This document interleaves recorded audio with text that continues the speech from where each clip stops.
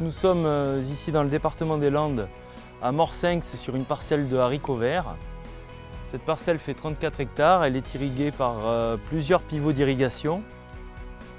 Les pivots d'irrigation ont une caractéristique de pouvoir apporter des doses assez rapidement et de faible quantité, entre 15 et 20 mm, à cadence de 2-3 jours entre tours d'eau. Donc les caractéristiques de ce pivot, c'est un pivot 3 travées avec un busage donc de rotator et un canon d'extrémité SR75. Ce pivot irrigue en cercle complet à 360 degrés.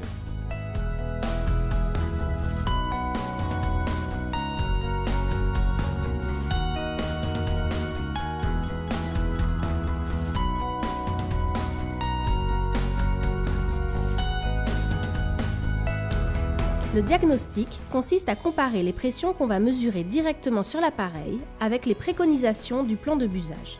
Pour cela, il faut réaliser une mesure au niveau de la colonne montante à l'aide du manomètre.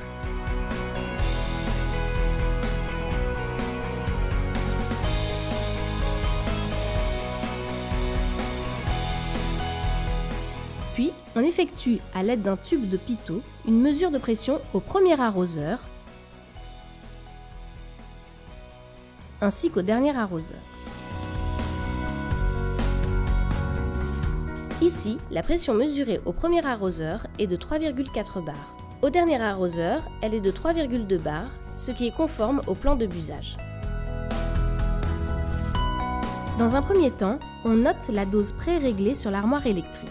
Ici, elle est de 11 mm. Ensuite, on positionne plusieurs pluviomètres sous différentes travées de l'appareil d'irrigation.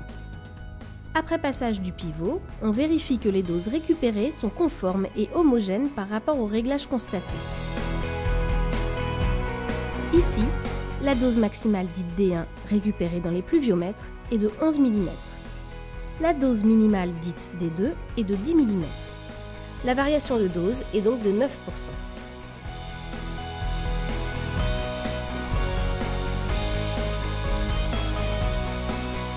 Pour cette étape, l'idéal est de mesurer le débit d'eau entrant dans l'appareil d'irrigation à l'aide d'un débitmètre à ultrasons. Ici, il s'agit d'une colonne montante en acier de 28 cm de diamètre et de 3,9 mm d'épaisseur.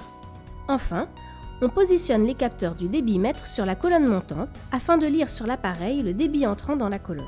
Ici, il est de 56 m3 par heure, ce qui est conforme avec les 55 m3 par heure préconisés dans le plan de busage. Lorsque l'on ne dispose pas de débitmètre électronique, on peut déterminer le débit du pivot à l'aide du compteur volumétrique ou d'un jaugeage de la cuve de reprise lorsqu'elle existe. Les fiches d'autodiagnostic sont disponibles sur les sites internet des chambres départementales d'agriculture.